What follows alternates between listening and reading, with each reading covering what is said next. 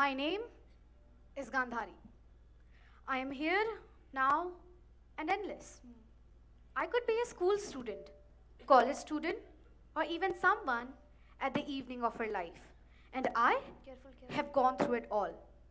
From the thick cloth in front of my eyes to the deepest recesses of my memory. I would like to ask, what then would be memory? It isn't a 64 GB expandable memory card slot or a 4 TB external hard disk memory where each folder neatly reorganizes the path of private dilemma.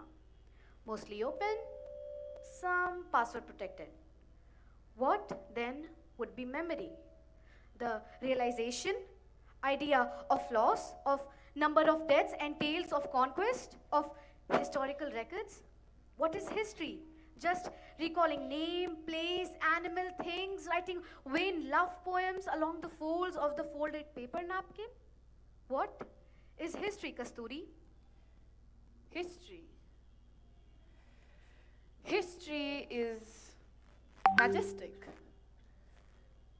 But sometimes it's palpable. I'll give you an example. Imagine you're in Amritsar, going to the Jallianwala Bagh just to celebrate. But there you find that the British police has gunned down Indians. You find bullet marks all across the wall when the memory leaps out of your history books and enters your bloodstream. Or when I'm in Sheikh Mujibur Rahman's house in Dhaka, which is now a museum, I find old stains of blood all across the walls, remembering the moments of gunning down when the entire family was killed, including the young son. So, what would be history? Just vague textbooks that don't even justify these gory events? History is not about remembering dates or names. Well, is it claustrophobic, insomniac, dated, remembered, profited, castigated, rejected, ejected, non-plural, just a room where the windows and doors vanished after you entered? What would be memory then? Funny that you ask, because I don't know. What is memory? Is it the remains of walls and cement after a bulldozer has bulldozed a slum? The next time you stand in front of the multiplex where the slum was located, do you remember those lost faces? Do I? Do we? Maybe we forget.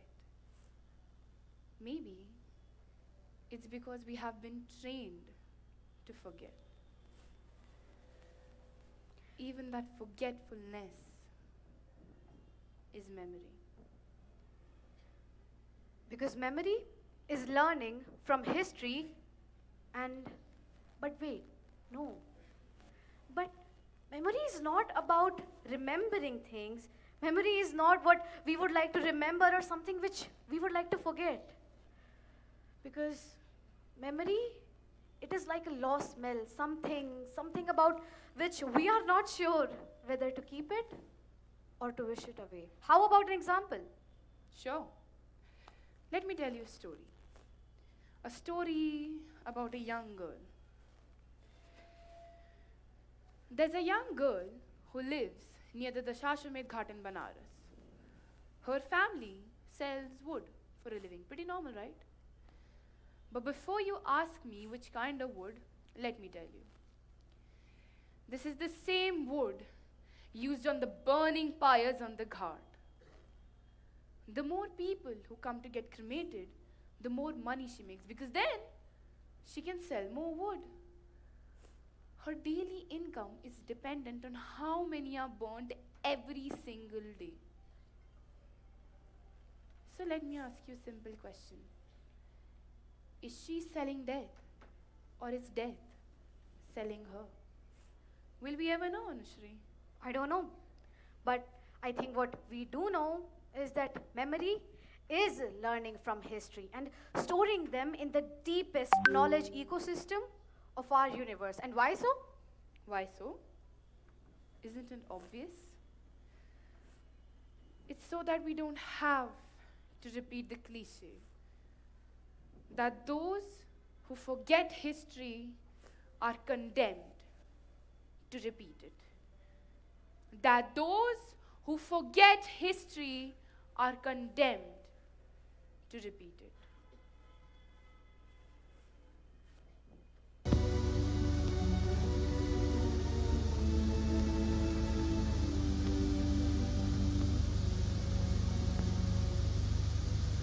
I'm sorry, but I don't want to be an emperor.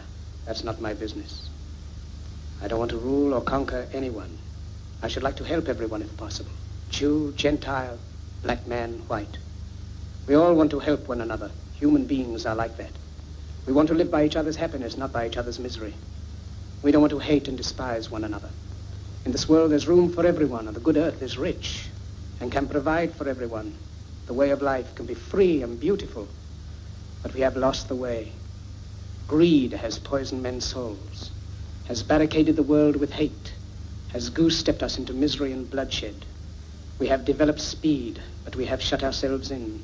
Machinery that gives abundance has left us in want. Our knowledge has made us cynical, our cleverness hard and unkind. We think too much and feel too little. More than machinery, we need humanity. More than cleverness, we need kindness and gentleness. Without these qualities, life will be violent and all will be lost. The aeroplane and the radio have brought us closer together. The very nature of these inventions cries out for the goodness in men, cries out for universal brotherhood, for the unity of us all.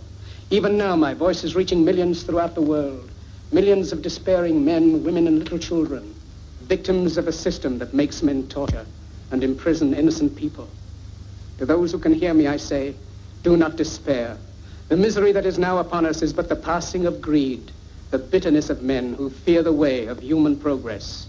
The hate of men will pass, and dictators die, and the power they took from the people will return to the people. And so long as men die, liberty will never perish. Soldiers, don't give yourselves to brutes, men who despise you, enslave you, who regiment your lives, tell you what to do, what to think, and what to feel, who drill you, diet you, treat you like cattle, use you as cannon fodder. Don't give yourselves to these unnatural men with machine minds and machine hearts. You are not machines, you are not cattle, you are men. You have the love of humanity in your hearts. You don't hate, only the unloved hate, the unloved and the unnatural. Soldiers, don't fight for slavery, fight for liberty. In the 17th chapter of St. Luke it is written, the kingdom of God is within man, not one man nor a group of men, but in all men, in you. You, the people, have the power to create machines, the power to create happiness. You, the people, have the power to make this life free and beautiful, to make this life a wonderful adventure. Then in the name of democracy, let us use that power. Let us all unite. Let us fight for a new world, a decent world, that will give men a chance to work, that will give youth a future and old age a security. By the promise of these things, brutes have risen to power, but they lie. They do not fulfill that promise. They never will. Dictators free themselves, but they enslave the people. Now let us fight to fulfill that promise. Let us fight to free the world, to do away with national barriers, to do away with greed, with hate and intolerance. Let us fight for a world of reason. Dear audience, that was my friend Charlie Chaplin from the film The Great Dictator, a crusader of peace till the last day of his life. Well, ladies and gentlemen, before I forget my identity, oh, by the way, my name is Mohandas Karamchand Gandhi. The younger version of me must have been a little strapping or probably a little more handsome. Well, that's not something I believe in. At least, I perceived it so. The time period I'm talking about is much before the time I got the honorary title Mahatma. Well, ladies and gentlemen, between 1914 to 1918, my world turned upside down. In 1914, I traveled from South Africa back to India. I remember it was July 18th, 1914, when I boarded a bus from Cape Town. While I was in a boat called the Kilfon's Castle, my 44-year-old pair of ears heard that a great war had broken out between England and France. Unfortunately and unexpectedly, I did back the British stand of war. Experimental diet had made me weak. I could not go to the war, but ladies and gentlemen, I could see the collateral damage of the war in the minds of the people. 19th December 1914, I set sail for Bombay. You must be wondering, there must have been a question in your mind that almost 21 years of South Africa, what do I as an individual have to offer to my homeland? 15th January, I reached Bombay and then slowly inched towards the grand social equality adventure called the Sabarmati Ashram. This whole journey from South Africa and back to India in the midst of a raging war taught me that, dear audience, war is symptomatic.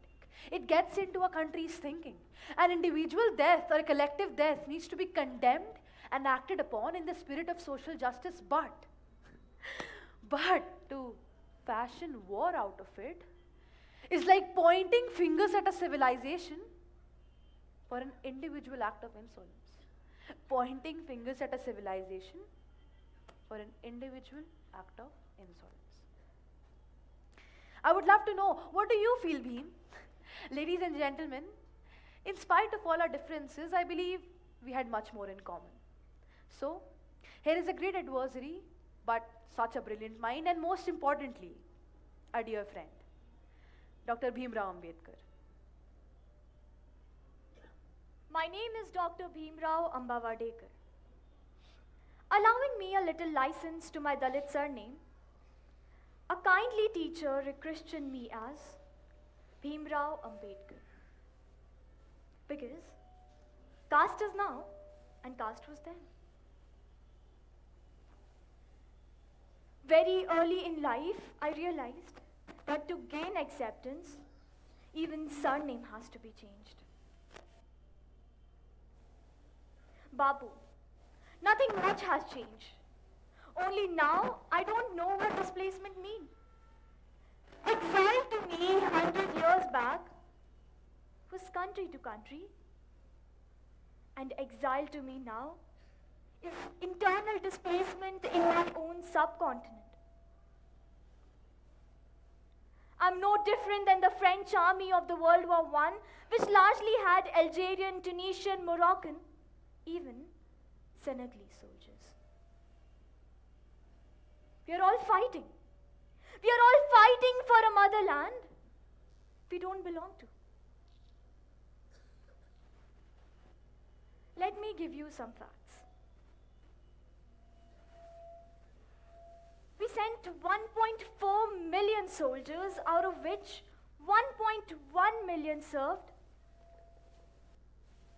outside the subcontinent. 90,000 of us went to France. 1,30,000 to the Western Front. 9,400 to Gallipoli. 5,90,000 to Mesopotamia. So we were all over there. All over. Now only definitions have changed. We were then the hired soldiers of the British, and now we are known as United Nation Peacekeeping Forces. Peacekeeping. Wait. Sounds like an irony, isn't it? Because United Nations and peacekeeping. Beam. I have to tell you, I don't know what irony that is. Should I laugh or should I cry? But I have to ask you. I have to ask you, Beam, what was in it for us? What did we really fight for? For our colonial masters? For the people who gave us crumbs, piece by piece? And I have to ask you again, what did we end up with? What did we end up with? One India Gate in the middle of New Delhi to show our loyal submissiveness? And what did we actually intend to get? Was it freedom? Or something close to it? Was it freedom? Or anything close to it, Bhim? I really wonder the same. But let's look at history. History is both vertical and horizontal, digital and analog, there and then, and here and now, all at the same time. Pour history in a glass and it takes shape. Pour it on your head, and history will drench you. So, what was the idea of India? Which India would you like us to remember? Because there's an India of conquerors, and there's an India of Darashiko. There's an India of Simon Commission, and there's an India of Raja Ram Mohan Roy. It is which India you choose to nestle in your heart, which India you choose. India is much more than a country. We are much more than an idea. We are a civilization and a mindset. So, in the words of Kabir, let's define love.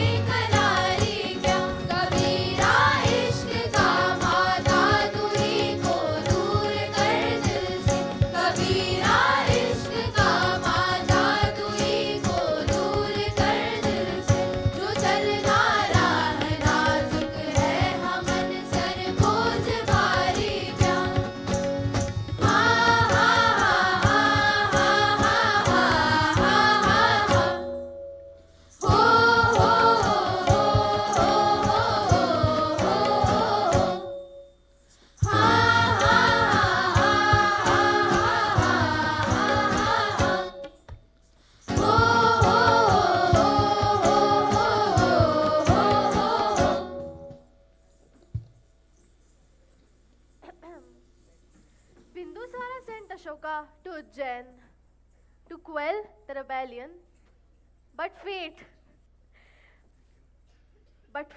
had other plans. There was a matrimony on the way.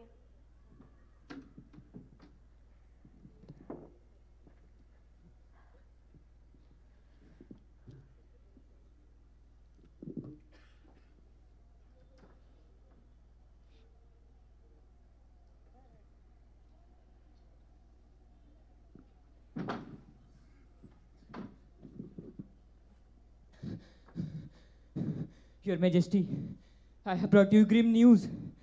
There has been a rebellion. This time, it is Ujjain. Sent for Ashoka. He is the right person to quell the rebellion and ensure peace in Ujjain. He knows the landscape very well.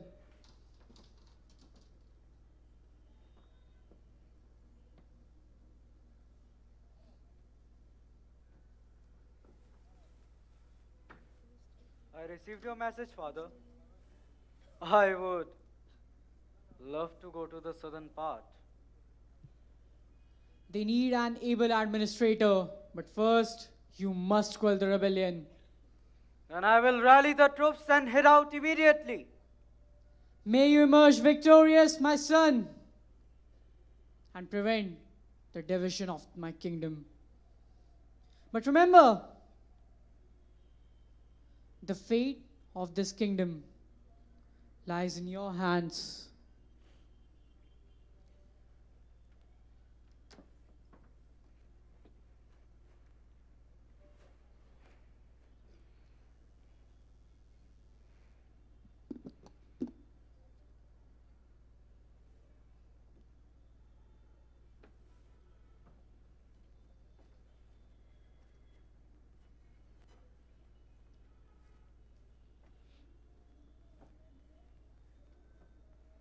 Excuse me, Are you gesturing towards me? is there a temple nearby you are going to? Not a temple, but there is a chaitya. So you are a Buddhist, right? Vidisha, it is getting late and it is the designated time for meditation.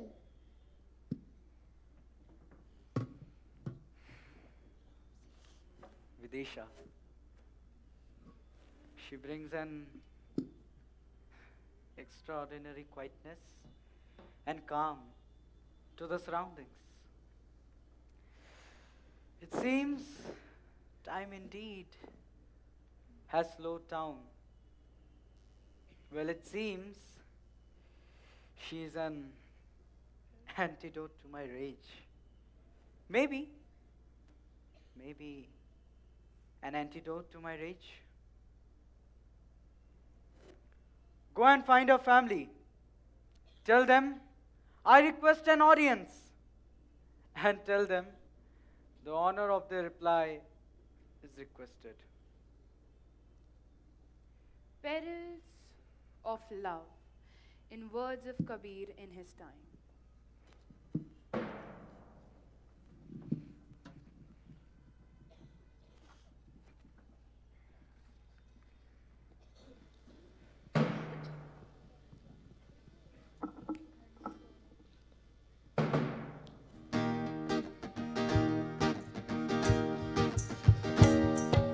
घर नहीं तोड़ किला नहीं फोड़े ना कोई रूप दिखावेगा घर नहीं तोड़ किला नहीं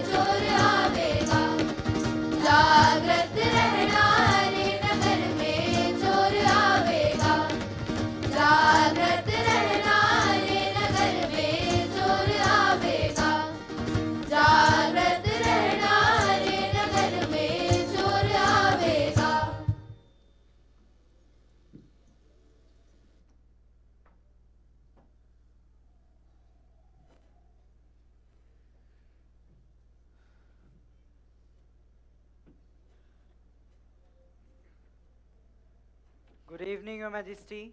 Good evening, sire. What may I offer you from my humble land?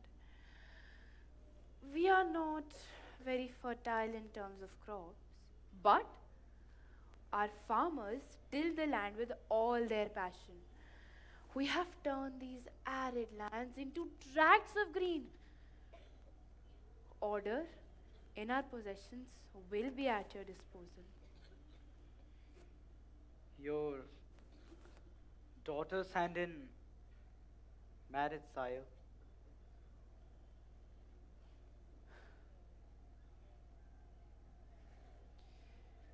I don't think I have a choice, and I would not like to have one. It would be an honor for my family to hand over my Vidisha to yours. After a quick marriage, they head to Ujjain and quell the rebels. Sanghamitra and Mahendra were the offsprings who came out of the marriage.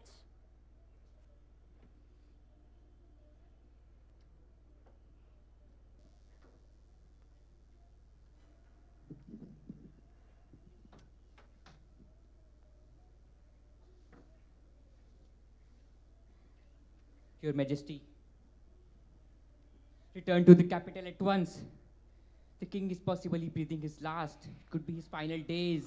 His life is hanging by a very fine thread that can snap at any moment. I will leave at once. Send Vidisha and the children to her parents' place. They shouldn't have to be a part of this mournful journey.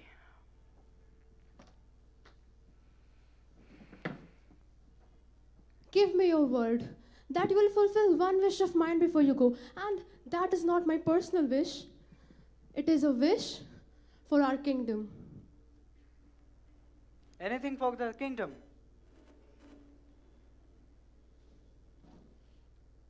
Shun violence forever, both external and internal.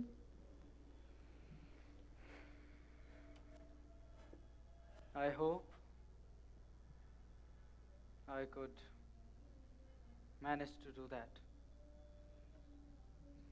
Meanwhile, at the capital, a scene unfolds.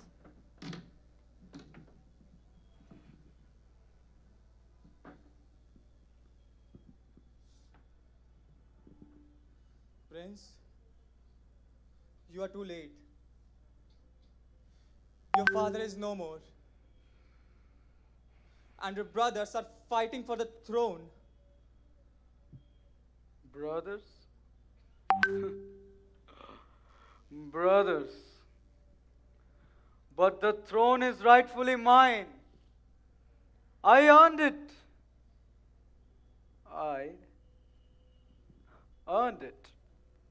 Ladies and gentlemen, we are not war survivors. We haven't ever witnessed a war in our lives. Wars are not what you see on television sets. It's much more brutal than that. We are just students talking about war, and we have to know the difference between patriotism and jingoism. A patriot deeply loves his country and the idea of freedom. A jingoist is busy manufacturing enemies to proclaim a false muscular superiority.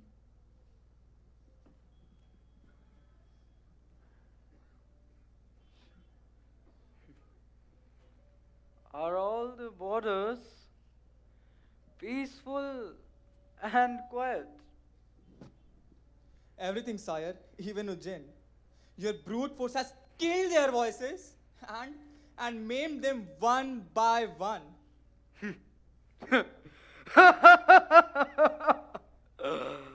Yet we must not rest until we conquer Kalinga and establish Raj Dharma. Senapati, prepare our armies for battle. I want to see them all bleed. Right away, Your Majesty. We will be ready across all flanks. We will choke the supply lines. Let's look at what lies ahead for us.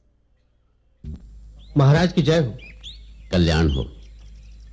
कैसे हैं राधा गुप्त? मैं तो ठीक हूं महाराज, किंतु आपका स्वास्थ्य गिर गया है। अरे नहीं, पाटलिपुत्र के क्या हाल हैं? आपकी प्रतीक्षा में है महाराज। आप तो वापस चलिए। चलते हैं, ऐसी भी क्या जल्दी है? थोड़ा विश्राम कर लो, ये लोग भी विश्राम कर लें। अश्वों को भी चारा पानी मिलना चाहिए। जी महाराज। महाराज, मेरी समझ में नहीं आ रहा कि आपके आदेशों का क्या करूं। पालन करो और क्या। किंतु महाराज, आपने तो आधा सैन्य बल ही हटाने का आदेश दिया है, और वो भी सीमावर्ती क्षेत्रों में। ये तो संकट को बुलावा देना हुआ महाराज। नैतिकता के बल से विद्रोहियों को दबाया नहीं जा सकता। कलिंग में शक्ति का तांडव करके देख चुके हैं हम। क्या मिला हमें? व्यापार के लिए आवश्यक मार्ग की सुरक्षा और एक अत्यंत उपयोगी राज्य, जिसकी रक्षा के लिए हर समय भारी सैन्य बल आवश्यक है कि विरोधी उसे वापस न ले लें। इसे तुम विजय कहते हो? नहीं राधा गुप्त, बहुत हो चुका शक्ति प्रदर्शन। दूसरे उपाय भी हैं। महाराज, तो फिर सेना की आवश्यकता ही क्या है? उसे भी हटा दीजिए। सेना रहेगी प्रतिरक्षा के लिए, आक्रमण के लिए नहीं। किंतु महाराज, कभी कभी आक्रमण आवश्यक हो जाता है। जब विरोधियों को यह सूचना रहेगी कि इस नैतिक बल के पीछे सैन्य बल भी है, तो ऐसी स्थिति उत्पन्न ही नहीं होगी। ये सब इतना आसान नहीं होगा महाराज। ये सहनशीलता की शिक्षा, संप्रदायों के बीच में समानता की बातें, ये नई नई समस्याएं खड़ी कर रहा है। कौन अपने विशेष अधिकारों को खोना चाहेगा? विशेषाधिकार किसने दिए? किसने किसको दिए? स्वयं ही बांट लिए आपस में। किसे भय लगता है समानता से? वैदिक लोगों को, बौद्धों या जैनियों को? राधा गुप्त, इस प्रवास में दूर दूर तक भ्रमण किया है मैंने, और जाना है कितना विशाल साम्राज्य है ये, और कितना विभिन्न। इसी में इसकी शक्ति है। किंतु हमें एक ऐसी शक्ति चाहिए जो इतने बड़े साम्राज्य को एकता के सूत्र में बांध कर रख सके, मनुष्य और मनुष्य के बीच अटूट संबंध बना सके। और यह शक्ति सैन्य शक्ति नहीं, धर्म शक्ति ही हो सकती है। चलो राधा गुप्त, बहुत काम करना है, समय कम है, यात्रा बहुत लंबी है। अच्छा,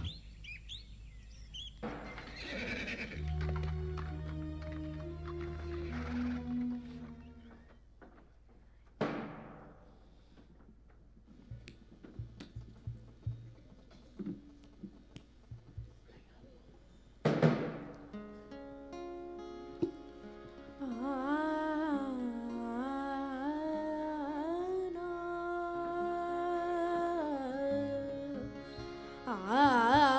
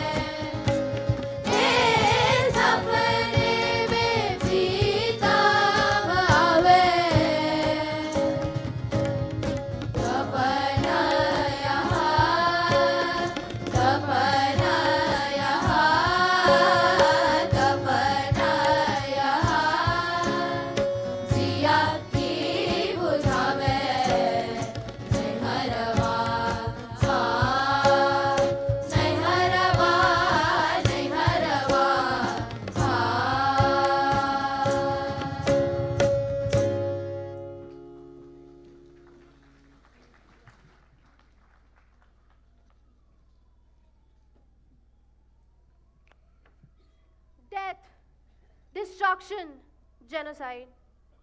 All on banks of the river Daya, the river of blood.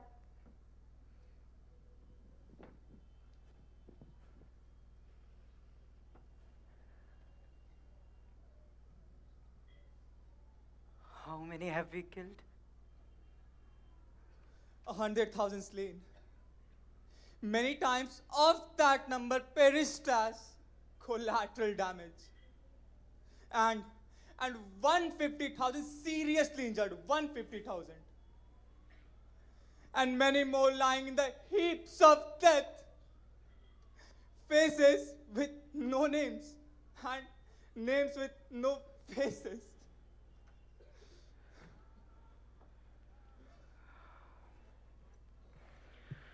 Faces with no names.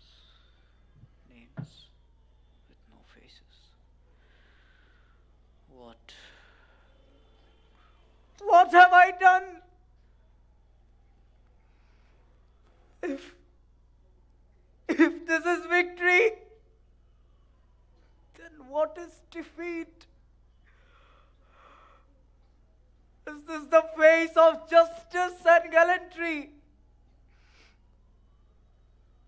Is it valiant to kill these innocent people? Did I do this for the prosperity of my empire or in a jealous rage? Did I do this to destroy Kalinga's splendor? Are these corpses a mark of victory or defeat? Are they soaring vultures? A sign of death or destruction?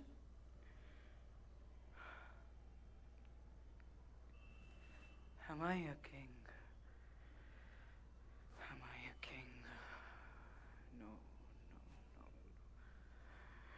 Am I a king? Am I a king? Or just a warmonger? Huh?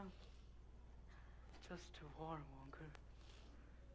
Just a warmonger.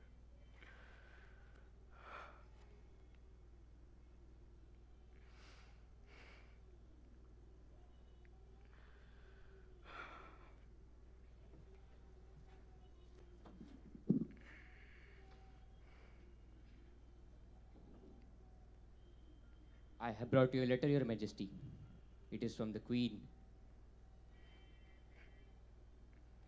Read it out. Maybe I know what's coming. Dear Aryaputra, since you have broken your promise to me, I am going to join the Buddha Sangh. I am sending the children to you. Please take good care of them.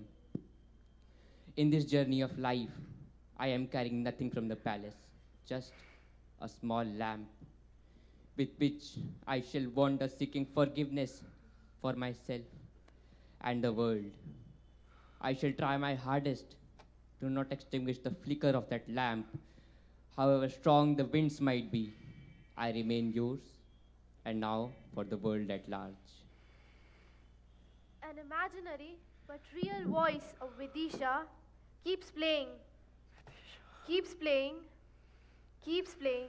in Ashoka's head. I hope you hear the voice of Buddha. I hope you hear the small voice within. I wish you hear the voice of Gautama the Buddha. I hope you hear the echo within. A heartbroken Ashoka moves to a window and sees a monk.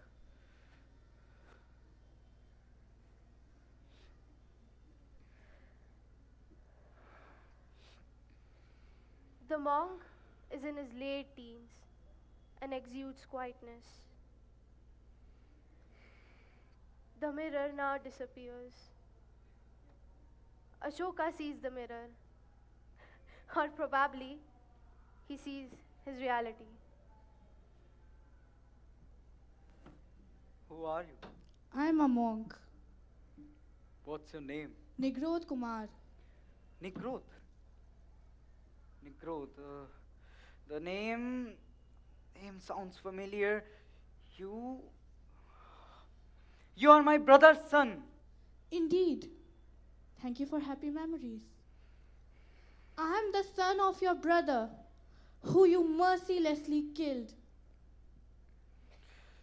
Do you ever feel hate when you hear my name? Just because you killed my father? Isn't that a reason enough? Yes.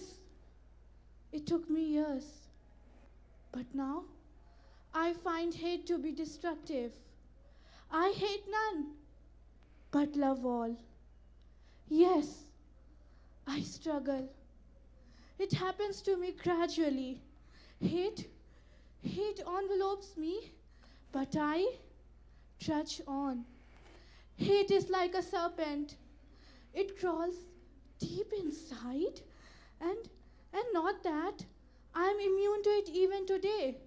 But I have to conquer that hate. This is the very essence of Buddhism. I am not here to follow Buddha blindly, because he is rational and does not expect anyone to follow him. I am here to grapple with hate, and only then the Buddha in me will be aroused. It gives me peace, at least a semblance of peace. After the war, my own mind has not known peace. Then try out the path of Lord Buddha. Maybe in this dark tunnel of no return, this might give you the word that you have long banished. Hope. Will you accept me, a ruthless murderer, as your disciple? Yes, without judgment. And who am I to accept you or not to accept you? Will you accept yourself walking in this path? Is this a tactical decision born out of statecraft or a heartfelt submission to the unknown that will reveal itself as known? Yes, think so. Think that I take refuge in eightfold path and three noble truths. I take refuge in Dharma. Then welcome to the land of no hate. A walk of no hate. History, ladies and gentlemen, is of two types: objective and subjective. And let me tell you, the history neither in your UGC, CBSE or ICSE textbooks nor in your television serials or cinema, because those are history written by winners and colonizers, and it is very different than the people's history, because those pages are filled with their guilt and burden. They come in songs, ballads, riddles, proverbs, aphorisms, grandmother's tales, bedtime stories, and accounts of laborers. On conquering Kalinga, the beloved of the gods, Devanampiya Priyadasi, felt remorse. But let me tell you, Kalinga was not the last genocide in Ashoka's time. The Ajavika sect of Bengal was completely wiped out at the behest of Ashoka, even after Kalinga. Kaling is a metaphor. Metaphor for Libya, Syria, Kuwait, Tunisia, Central African Republic, East Timor, and South Sudan. One can credit Ashoka for beginning the introspection because recorded history records very little of such introspection by other brutal conquerors. But just that, only that and nothing more. Let us not give him more military credit than he deserves. After all, once the churning begins, you are churned. You are churned. Ashoka is one end of the spectrum. The other end is the legacy of Bahadur Shah Zafar, a dreamer, a poet, and hardly a military conqueror. Bahadur Shah Zafar was exiled to Burma for his role in Sepoy Mutiny, and what most textbooks do not tell you is that the Burmese king was sent to Ratnagir, that is also known as the present-day Maharashtra. The photograph of Zafar that you see is a picture of him as a frail man. It is a British release photograph. It is basically a company's propaganda. Let's hear the ghazal of one of India's finest Urdu poets as we move to the proceedings of his tragic trial. बात करनी मुझे मुश्किल कभी ऐसे तो न दे बात करनी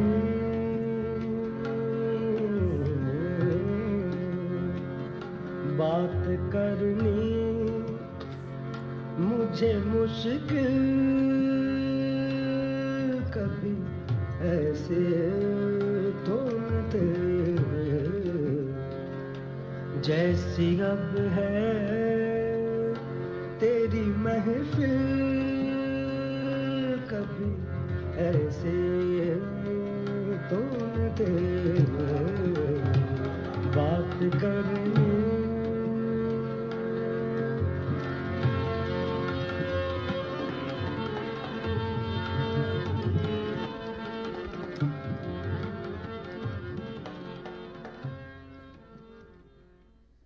By the end of January 1858, when all the noblemen of his darbar had been tried and hanged, it was the turn of Bahadur Shah Zafar, the last Mughal emperor himself, to face trial.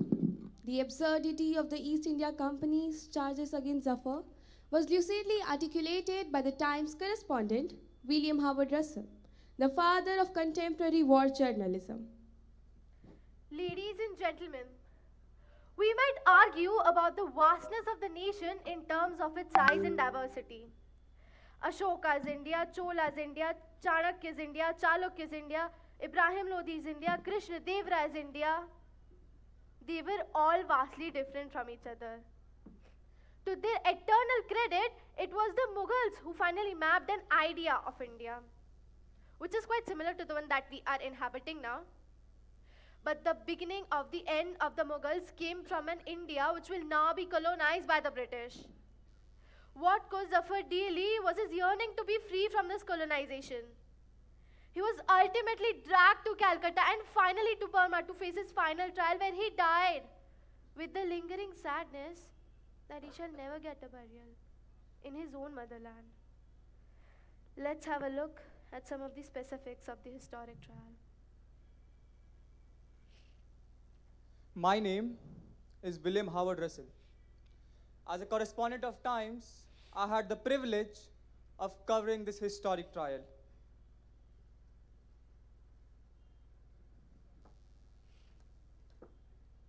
The morning of 27 January 1858 dawned cold and wet. The day was finally set for the historic trial of Bahadur Shah Zafar. You heard it right. Historic trial of Bahadur Shah Zafar. He was to be prosecuted by Major Harriet under the presidency of Colonel Dawes, who made it very clear that Zafar was the leading chief of the rebels, leading chief. While being led to the Diwane Khas for a trial on the palanquin, Zafar, however, looked so broken and weak.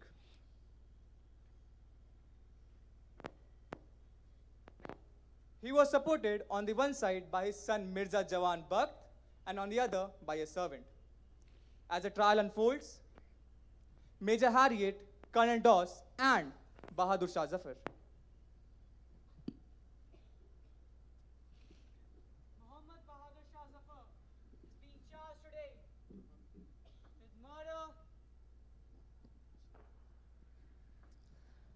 with murder, rebellion, treason, and not regarding his allegiance as a British subject by the military commission. Do you plead guilty?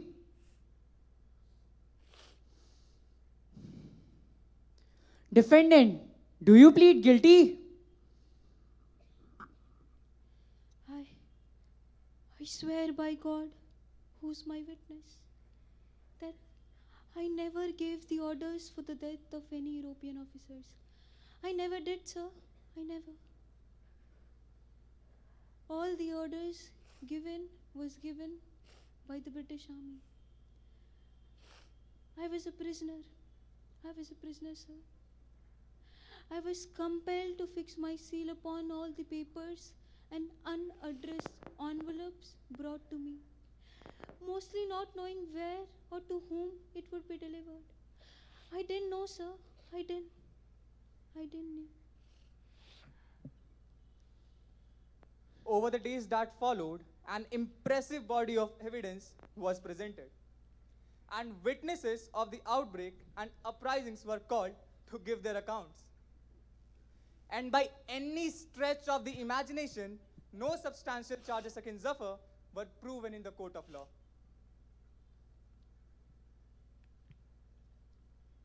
Major Harriet, however, maintained that Zafar was an evil genius and a cruel old man.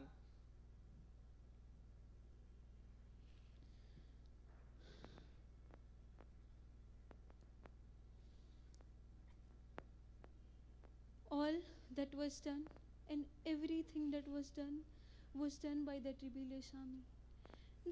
They refused to salute me or show any mark of respect.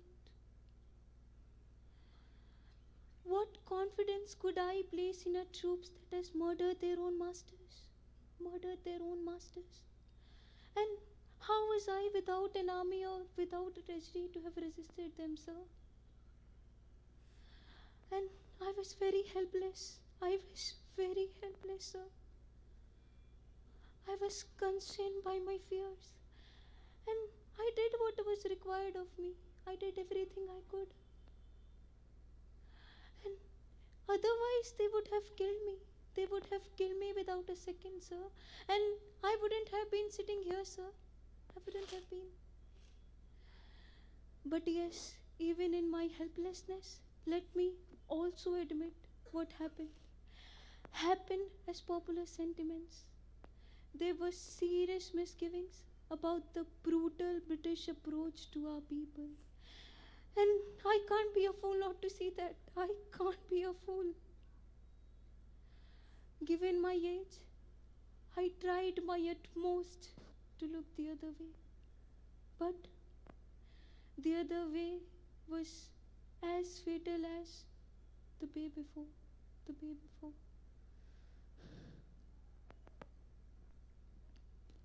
Zafar is the linchpin behind an international conspiracy stretching from Constantinople in Persia to the walls of the Red Fort. His intent has been to subvert the orders of the British Empire, and in the facade of being a benevolent friend to the company, he was plotting its own downfall. The mutineers have been in constant connection with the prisoner at the bar. Your Honor. Let me spell out the final portion of my judgment. The prisoner has directly aided and abetted the conspiracy against the empire, either as a leader or its accomplice. It does not matter to what extent he instigated what. We hereby unanimously declare Mirza Abu Zafar Sirajuddin Muhammad Bahadur Shah Zafar guilty of all and every part of the charges framed against him. The court is adjourned. Detailed judgment will follow soon.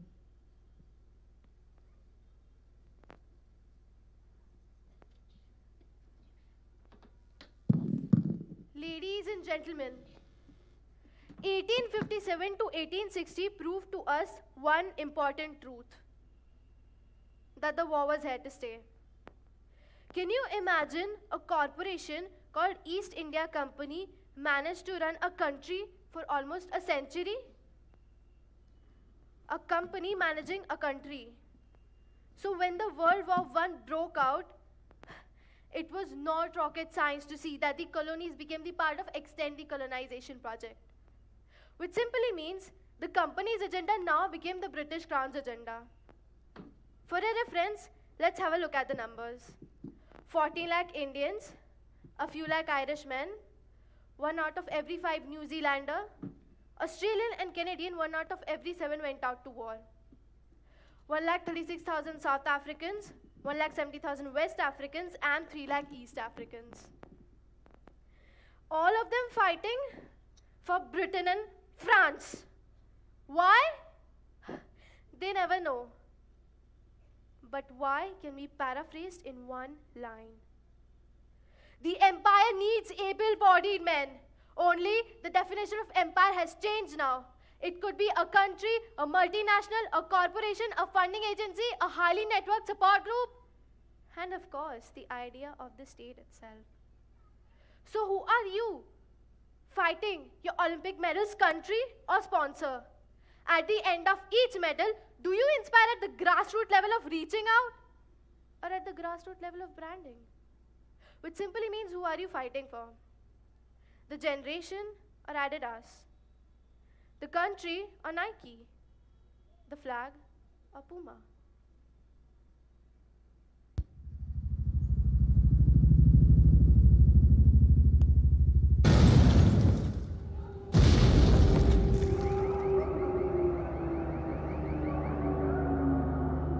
Wallet. Empty. Wallet. Wallet. Money. Coins. Pennies. Torch. Whistle. Laser pointer. Seen more clearly out at sea. 3 bags. 1 bag. Rucksack. Trunk. Yellow plastic bag for paper, sellotape till waterproof. And yellow cards for refugees. A national ID. Army service record. And an information booklet from the government. Diploma, electronic. Certificate from high school. Passport, if you've got one, you can take. Expensive one-way ticket. Fake. Flag. Flag. National flag. Flash drive, laptop, phone. Mobile. Phone number, phone number, phone number. SIM card. Spare one. Phone. Phone. Smartphone with Skype and FaceTime. Headphones. Charger. Charger. Overseas adapter. House keys. House keys. House keys. We have suffered so much. I want to study so that I can become someone again. Painkillers. Painkillers. Seasickness tablets. Walking stick. Walking stick. White cane. Crutches. Wheelchair. Syringes to use in emergency. Bandages. Bandages, toiletries, toothpaste. Toothbrush and toothpaste. Nail clipper comb. Shampoo and hair gel. Barber equipment. And sunscreen. An ointment for sunburn. Tablets for son's epilepsy. 1 every day. And all vaccinations recorded to date for the baby. And face whitening cream. I want my skin to be white and my hair to be spiked. I don't want them to know I'm a refugee. What if somebody spots me and calls the police? Because I'm illegal. But not if I'm white. That's right, isn't it?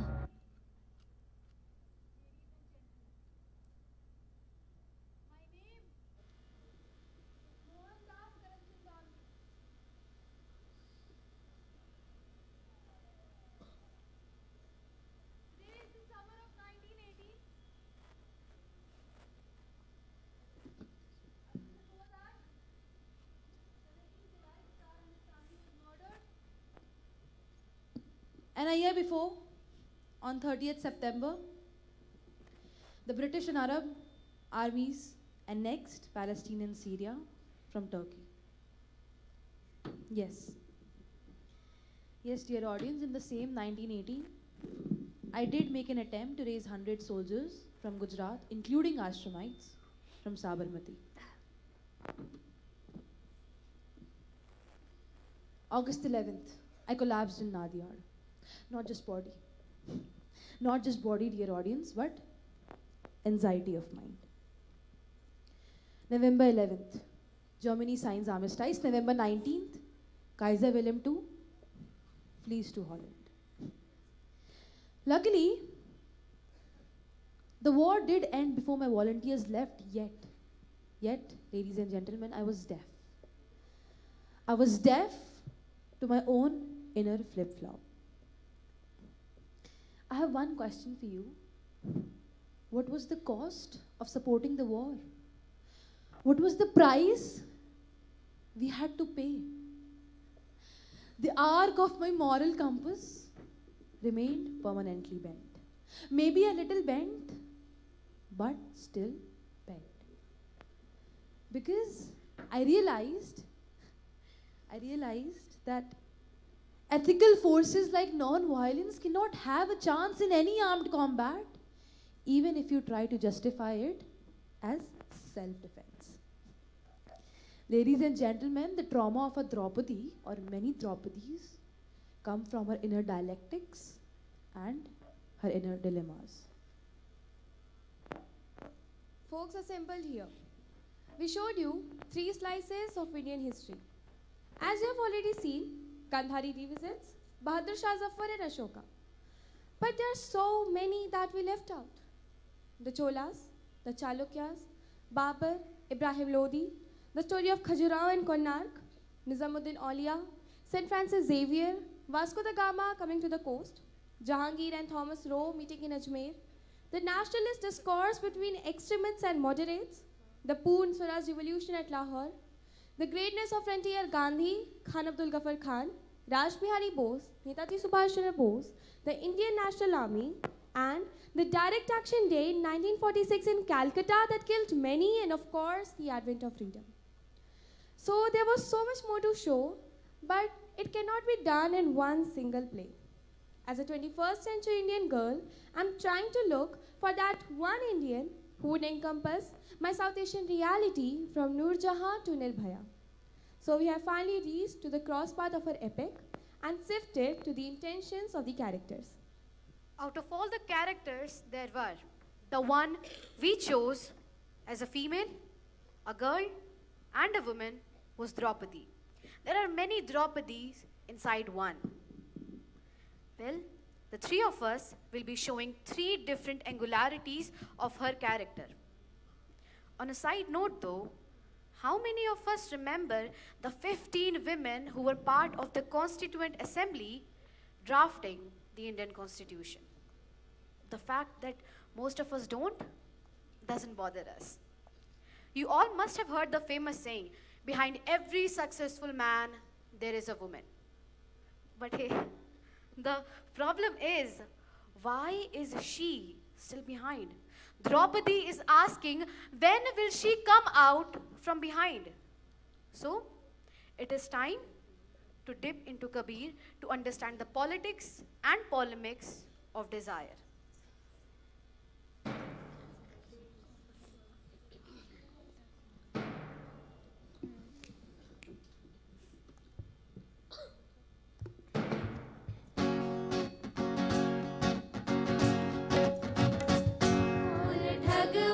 Nagaria,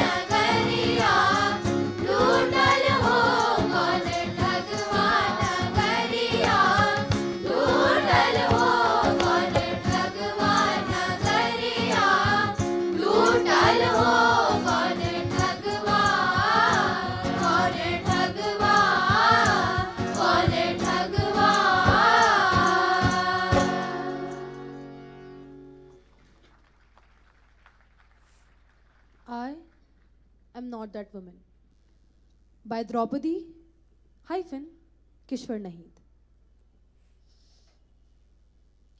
I am not that woman.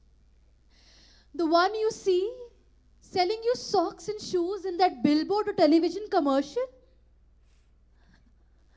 I am not that woman. Selling you racism in the form of whitening creams. Remember me? I am the one you hid in your walls of stone while you roamed free as the breeze. Not knowing that my voice cannot be smothered by stones. I am the one you crushed under the weight of customs and traditions and endless expectations. Not knowing that light cannot be hidden in darkness. Remember me, I am the one in whose lap you picked flowers and learned to live a life, picked thorns and embers, not knowing that chains cannot smother my fragrance. I am the idea you traded in my loyalty.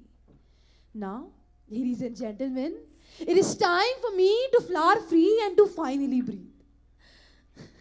The woman you see selling you socks and shoes. No, I am not that woman you see in some internet promo, television commercial or billboard commercial. I am not your guild. Or maybe I am. Do I have a choice? I am not your liberation. But again, do I have a choice? Did Draupadi ever have a choice? Did she ever? I'm asking all of you, did Draupadi ever have a choice? With the might of Panchal backing them, my 5 minds finally found the courage to demand their rightful share of the kingdom of Hastinapur from King Dhritarashtra. But things did not go as planned. To rid himself of this problematic paradox, King Dhritarashtra conveniently sent us off to the forbidden forest of Khandaprastha with the reason to establish a kingdom of our own. But we are forgetting one thing, that Khandav had its own story, its own private, unreported genocide that we hardly ever discuss in Mahabharata. And in fact, it could have been the first Kurukshetra.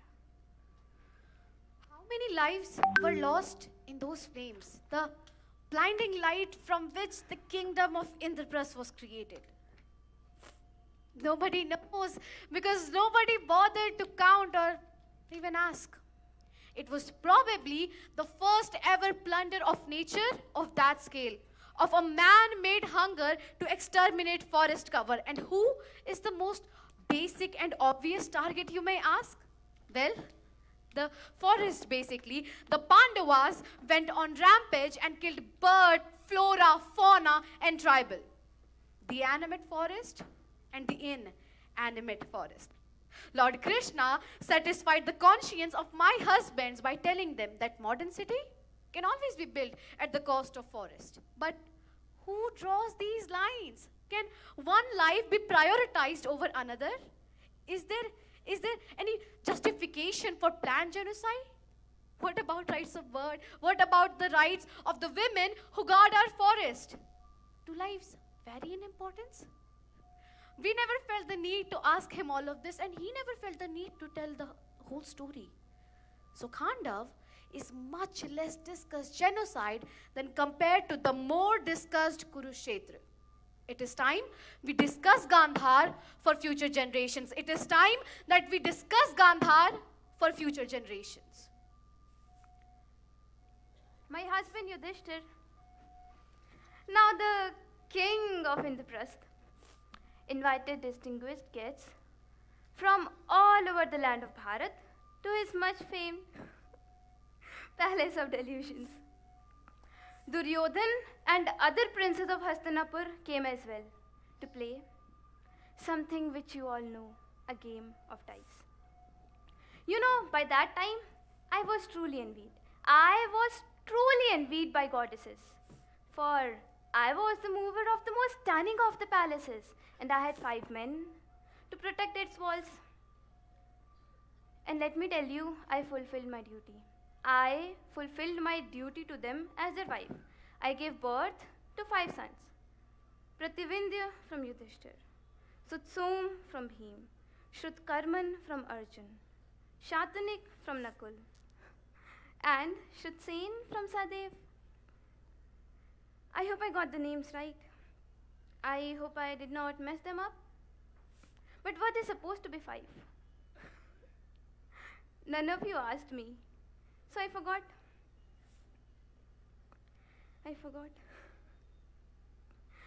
Can I ask you a question? Was this only about reproductive rights? Was this only about reproductive rights? Was I just a carrier of children? Or did I create a sense of legacy? Is carrying children carrying legacy? I never knew.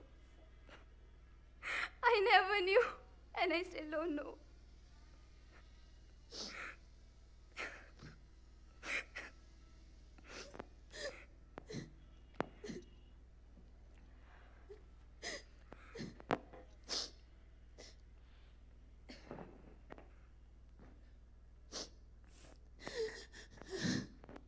Yards of cloth left my body as the disrobing started. Inch by inch and yard by yard. And dear audience, I can see the entire panorama of womanhood in front of me. All those who were frowned upon, trampled upon, and all those who fought back. Fought back like all the women in this world who are bringing a revolution and brought a revolution. मुझे लड़नी है एक छोटी सी लड़ाई.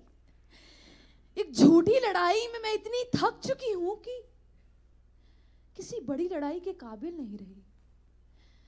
मुझे नहीं लड़ना किसी छोटे कद वाले आदमी के इशारे पर जो अपना कद लंबा करने के लिए मुझे युद्ध में झोंक देता है. मुझे नहीं लड़ना किसी प्रतीक के लिए, किसी नाम के लिए, किसी संगोष्ठी के लिए.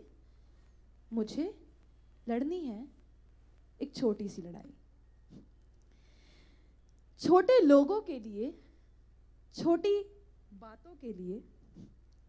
मुझे लड़ना है उस मामूली से क्लर्क के लिए जो बिना चार्जशीट मुअत्तिल कर दिया जाता है, जो पेट में अल्सर का दर्द लिए नौकरशाही के फौलादी दरवाजे अपनी कमजोर मुट्ठियों से खटखटाता है. मुझे लड़ना है जनतंत्र में उग्रहे वनतंत्र के खिलाफ जिसमें एक गेंडानुमा आदमी दंदनाता है. मुझे लड़ना है अपनी ही कविताओं के बिंबों के खिलाफ जिनके अंधेरे में मुझसे जीवन का उजाला छूट जाता है. मुझे लड़ना है हर उस द्रौपदी के लिए जिसको आप सबने सिर्फ टीवी सीरियल पर देखा, लेकिन असल जिंदगी में कभी नहीं देखा. क्या कभी नहीं. My silent prayer to Lord Krishna was answered as the sari unfolded and became long and longer. It became ocean, sea, river, rivulet, long tresses of hair, and a meteor that streaks through the multiverse. My sari, it became a finite infinity. My sari became a finite infinity. Ladies and gentlemen, they say that hell has 3 gates: lust, anger, greed. But I would like to add a fourth one, guilt. For years to come, Duryodhan's words would haunt me, would tear me apart.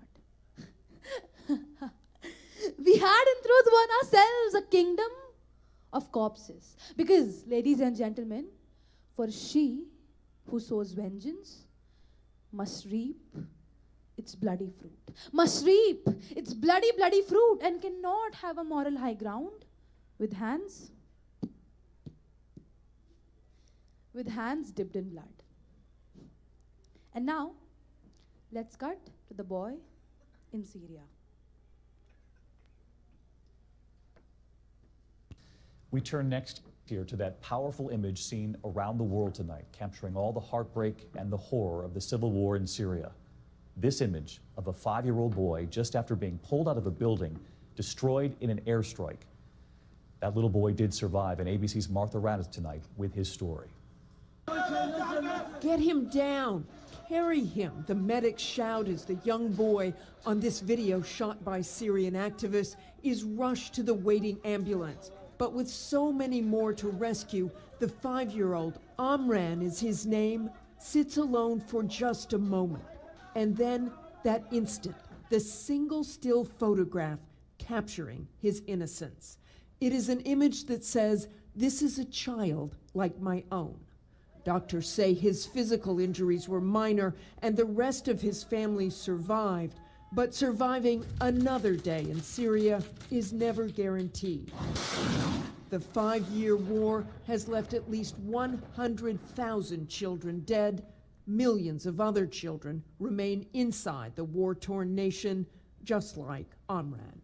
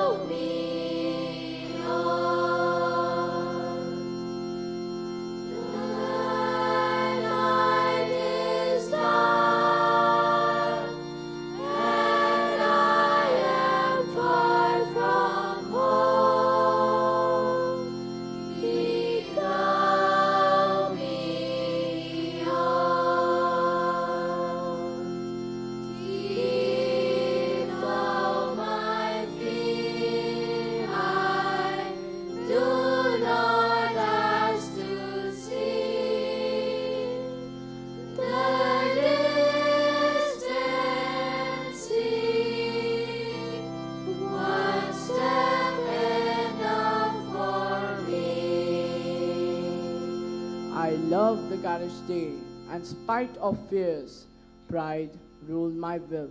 Remember not past years. So long thy power hath blessed, still will lead me on.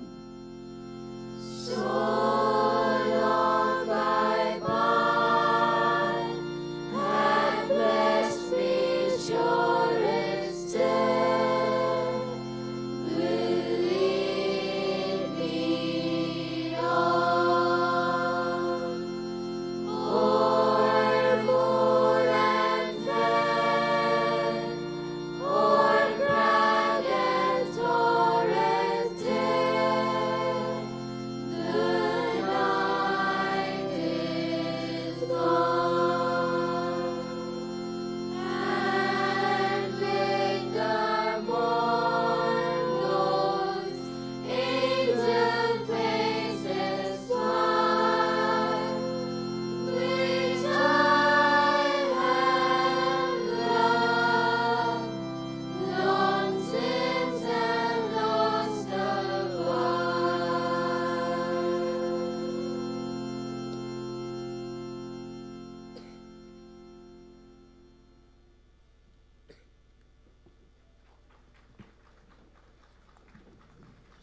Whereas you were fighting the forces of violence, dear Draupadi, dear Kabir, and dear Gandhi,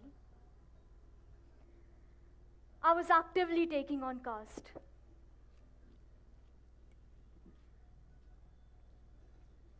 Almost a decade later, I began the Mahat Satyagraha, or drinking water from the Chavdar tank. September 1932, my mistake of signing the Pune Pact with you, dear Bapu. And in 1935, my wife Ramabai passes away. 1941, the Mahar Battalion was formed. And my fight to recruit them in the army finally bore fruit. In 1946, I joined the Constituent Committee, and in April 1947, by the historic Article 17 of the Indian Constitution, untouchability is abolished. Untouchability is abolished, but the question is, has it really been abolished?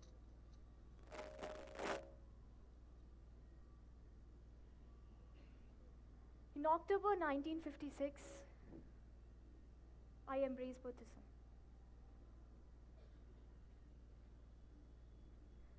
My name is Dr. Bhimrao Ambedkar, and it's a little difficult to teach me in your textbooks. Oh wait, it's a lot difficult to teach me in your CBSE textbooks. But ladies and gentlemen, is it wrong to question caste? Is it wrong to say that if we don't start equally, we don't end equally? Will we ever? Will equality be a utopian vision forever? Please do think about it. Please do. Bapu learned his first battles in South Africa, and I learned my first ones in the University of Columbia. But before that, and before scrolling through your meaningless, what do you call it? Meaningless, oh yes, WhatsApps. Before scrolling through your meaningless WhatsApps, why don't you read my book, Annihilation of Caste? And if you have read it, it's time to read it again. And please do think. It will be great for generations to understand that the fathers of our collective thinking, Gandhi and Ambedkar, bitterly opposed each other, but from their lives we learn that disagreement should never turn into disrespect. And obviously, in the wheels and rapids of time, the India that emerged was Gandhi and Ambedkar. Not Gandhi versus Ambedkar, which is what you think, right? Our world is not based on biased fairy tales, where Hansel and Gretel will have to throw their grandmothers into burning cauldrons. Our world is not based on secondary schools or CBSE, UGC, AICT, ICSE or NCRT approved textbooks. I hope I named them all right. What are words worth if words don't rebel? A world is based on embers of visible violent and not so visible non-violent sacrifices. The idea of India that is humane. The idea of India where a slumdog does not want to be a millionaire but just demands structural equality because our poor is democratic. They are not slumdogs. the India of my dreams has not given up hope for a better herself or a better world. We are hopeful. We are hopeful because lessons of history will be learned through fractals of our times. From Ukraine to Julius Caesar, while numerous twists and turns in history, we tend to forget one very important lesson. That eye, for an eye, still makes the whole world blind. That eye, for an eye, will still make the whole world blind. A quick time travel to the famous Julius Caesar assassination.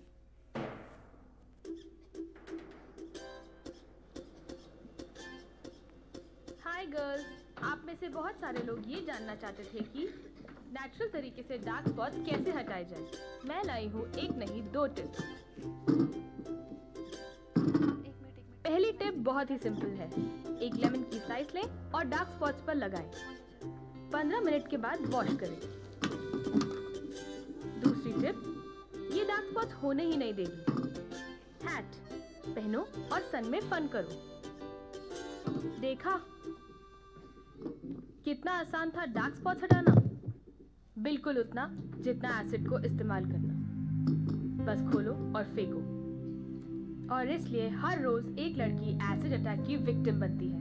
तो इसको रोकने के लिए इस link पर click कीजिए और acid की ओपन सेल पर बैन लागू करवाने में हमारी मदद कीजिए।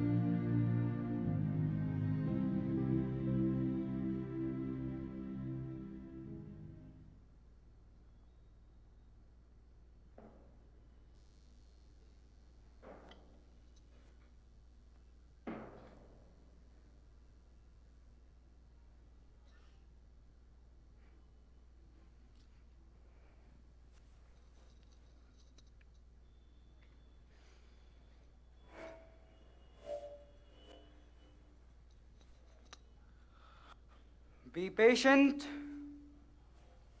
till the last. Romans, countrymen,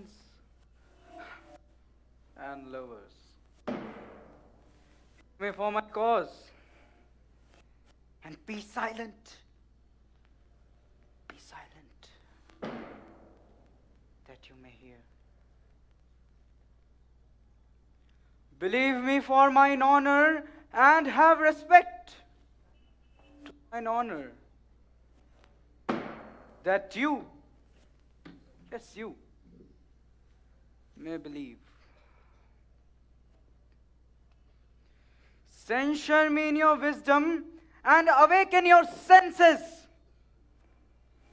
that you, all of you, may be the better judge.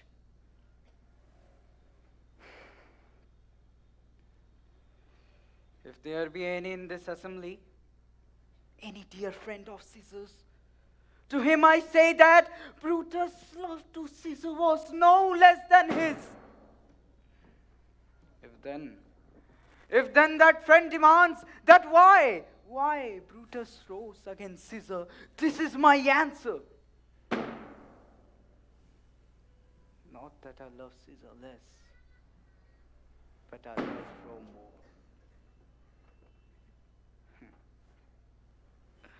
Yes, not that I love Caesar less, but I loved Rome more.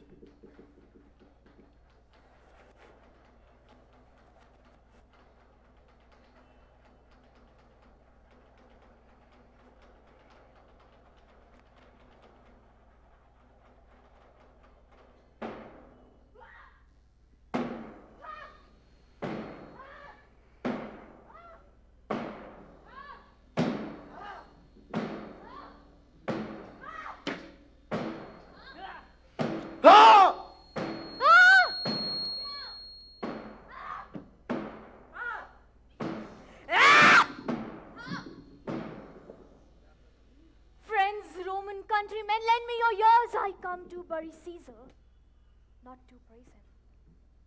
The evil that men do lives after them.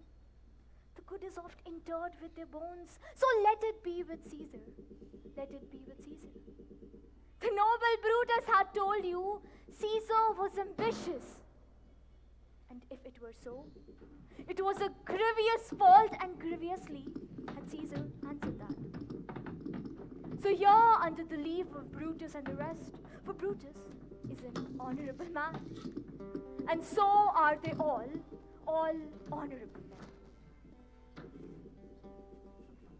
Come I to speak in Caesar's funeral, for he was my friend, faithful, and just to me. But Brutus says Caesar was ambitious. And sure, Brutus is an honorable man. Yeah! Is honorable.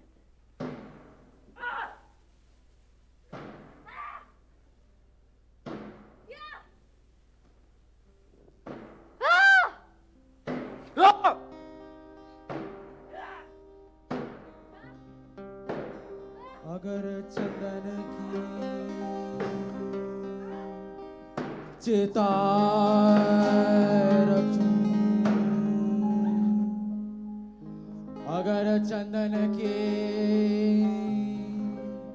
चिता रचूं, अपने हाथ जगा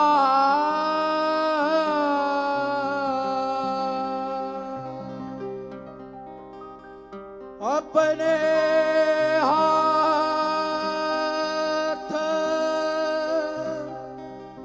जगा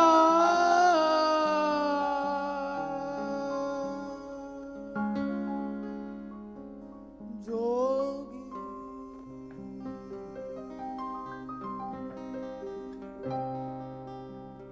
मत जा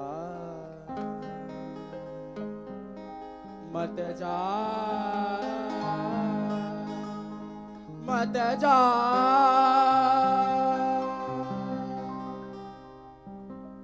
मत जा मत जा मत जा मत जा मत जा मत जा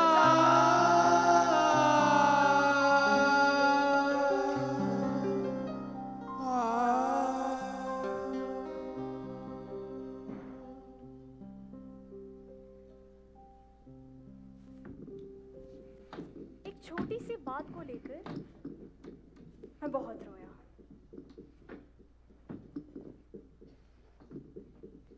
बहुत रोने के बाद मैंने बहुत सोचा,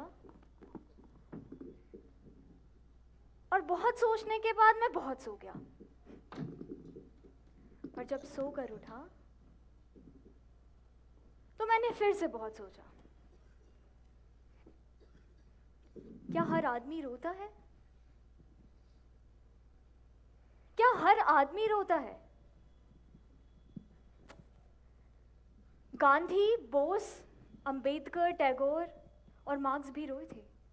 हाँ, जरूर रोए थे, लेकिन रोने के बाद वे फिर कभी नहीं सोए थे, फिर कभी नहीं। अगर वे आज इस तरीके से सो रहे होते तो दुनिया के करोड़ों लोग फिर कभी नहीं जाग पाते, कभी भी नहीं। इस दहाड़ते आतंक के बीच फटकार कर सच कह सकूं और इसकी चिंता ना हो कि इस बहुमुखी युद्ध में मेरे सच का इस्तेमाल अपनी पक्ष में कौन करेगा। राजा बोला रात है, रानी बोली रात है, मंत्री बोला रात है, संतरी बोला रात है। अरे मगर ये तो सुबह सुबह की बात है।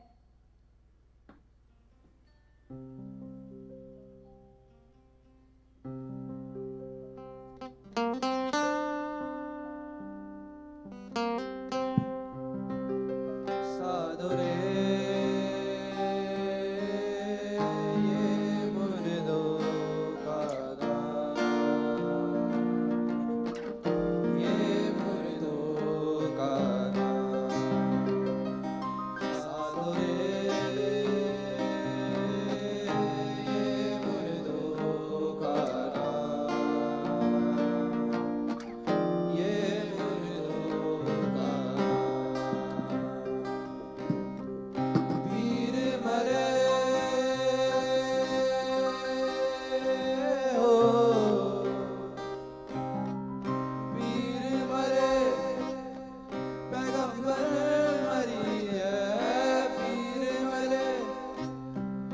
पैगंबर मरी है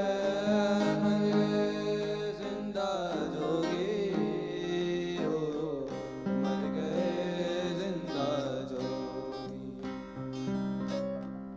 राजा मरिया परजा मरिया राजा मरिया परजा मरिया मर गए बेदौर रोगी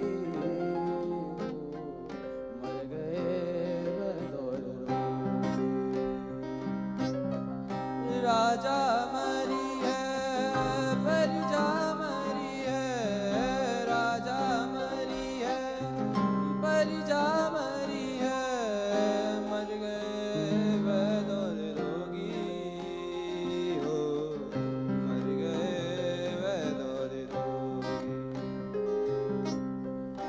राजा मरिया परजा मरिया राजा मरिया परजा मरिया मर गए बेदौर रोगी हो मर गए बेदौर रोगी नाम नाम अनंत रत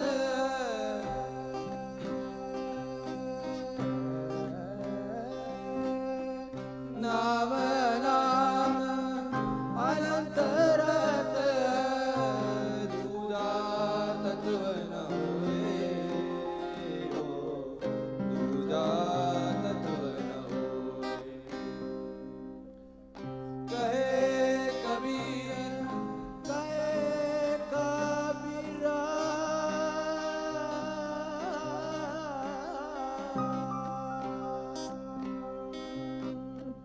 कहे कबीर सुनो भाई साधो भटक मरो मत कोई हो भटक मरो मत कोई साधो रे ये मुर्दों का ये मुर्दों का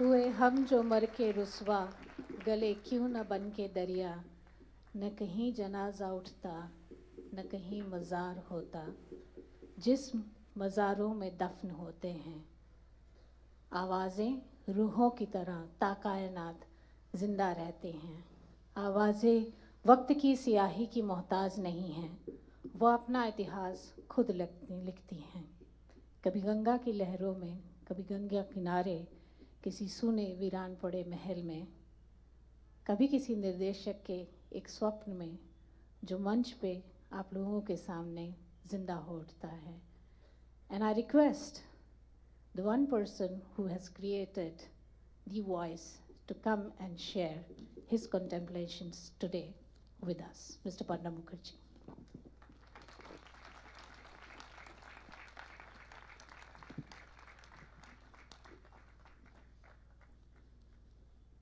Thank you so much, Pam, for your kind and eloquent words. Yesterday, while we finished the show, and day before yesterday for a student crowd,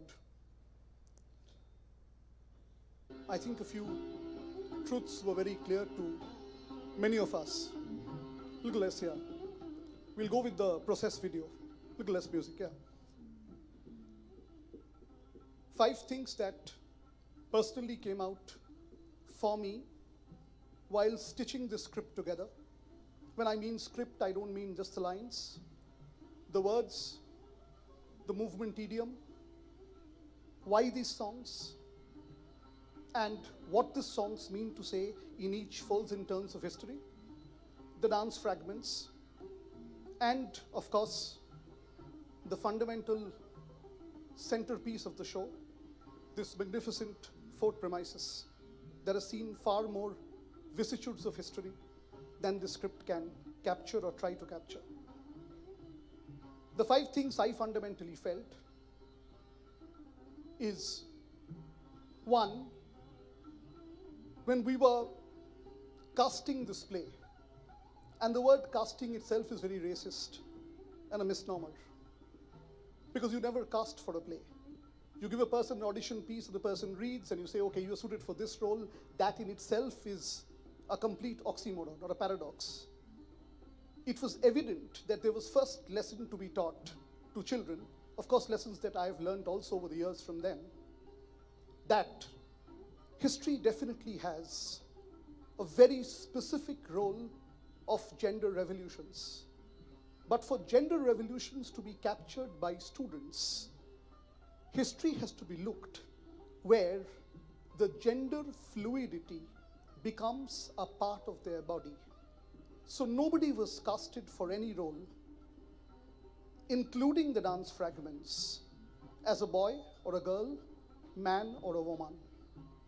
Because a man playing man's voice, a woman playing woman's voice, a woman playing man's voice with largely a manly tenor and tone, or putting a few touches, or that old boys' school conundrum that a young child with a longer hair should play the girl's role in boys' school plays, so on and so forth, are tropes and cliches that killed theater for us.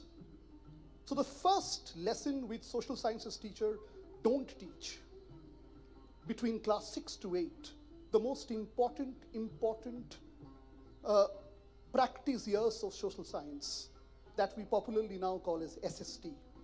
Every SST teacher and every major SST workshop conductor very, very coherently fails to say that gender could be experienced by essentially swapping gender point of views. The first lesson, which I learned from my gurus, and the first lesson I tried to probably give a fraction of what they gave to me to these young students. Second lesson, where do we put social sciences in the syllabus? In class 11-12, mad race for sciences which are not pure science, because whenever you are giving a JEE or an IIT exam, you are actually looking for a job-giving BTech, which also means that somebody doesn't really stay back in a pure physics or pure math or pure chemistry all the way to the PhD and then to a lab. Harishchandra Mathur, Allahabad, one of the finest laboratories of Uttar Pradesh in the world, never really gets much traction, even though an Ashok Sen there is probably doing some of the finest work in the world, which would lead to a Nobel Prize at any point of time. Anyway, he's one of the much decorated physicists of our planet. So Harishchandra Mathur or TIFR doesn't really attract us that much as an IIT does. Similarly, theater as a pedagogy doesn't attract us, because theater would mean that the essential idea is a BNA in Lucknow, or an NSD in Delhi, or a school of drama in Trichur, or an extension center in Sikkim, or the new extension centers of NSD in Tripura, in Bangalore, in Nagari Natak. But out of all these tropes, which is essentially preparing theater for television serials and for cinema, for which we already have an FTIA Pune, the pedagogy of theater is that could any of this child not staying in theater, can he use his theater in whichever profession he takes? So philosophically, am I their acting coach, or am I one of the means of live communication? There's a word in Gujarati which I recalled yesterday. It's very different from a Hindi word and a very, sometimes a semi-fascist word called Nirdeshak. Gujaratis don't use the word Nirdeshak. They use the word Digdarshak. when you actually see Gujarati plays. Germans don't use the word choreographer. They use the word motion master. When you use words like this, the word play itself is an obsolete word. The word is essentially called performance text. Your grandmother's recipe can be also turned into a play, a proper play on stage. So the second bit is theatre a pedagogy? Because children theatre and theatre by children are two different things. Children theatre is annual day functions or programs of school. And theatre by children doesn't really look for any excuses to say that a child is doing a play. They are children, they're putting a point of view. It is not a children's play, it's a play by children. Which brings me to my third point of the 5. What then is a fairly problematic 2 terms we've moved on. Term number 1, experiential learning, which in itself is an oxymoron and paradox, because the word would be experience learning and not experiential learning. Because going to Kaladhungi or going to Corbett National Park, as I recalled yesterday, doesn't really mean you would know where Corbett comes from. Because a typical Manitus from Kumaon means Corbett is a hunter. When is the teacher telling you that Corbett was actually a conservationist? Or when is the teacher telling you that I was recalling in one of the annual functions of Sunbeam, while this play was going on, I was telling parents that, when do we ever tell the kid Tagore was the father of Indian judo? He wrote a song called Shankochiro Bhiyo Balata Dijere Opoman on judo. Now, my Rabindra Sangeet teacher didn't tell me Tagore wrote it for judo. He taught me a Rabindra Sangeet, fairly meaningless now with all respect to him, because the context was not given. Therein lies the beauty of these young children who were singing. They will grapple with the context. Singing Kabir is one thing, or Lead Kindly Light, Gandhiji's favorite hymn, is actually one thing. And knowing the context of why you were singing is one more thing. When you catch a train, you call it Begumpura Express. And then somebody tells you, hello, sit down. One of the greatest philosophers to have inhabited in Varanasi, keeping Kabir in mind, at times even greater, though there is no comparison, Raidas wrote a term called Begumpura, the world without any apparent distress or sorrow. So Begumpura Express as a train from the cantonment station, or Begumpura as one of the greatest philosophies that came out from the soil of Banaras.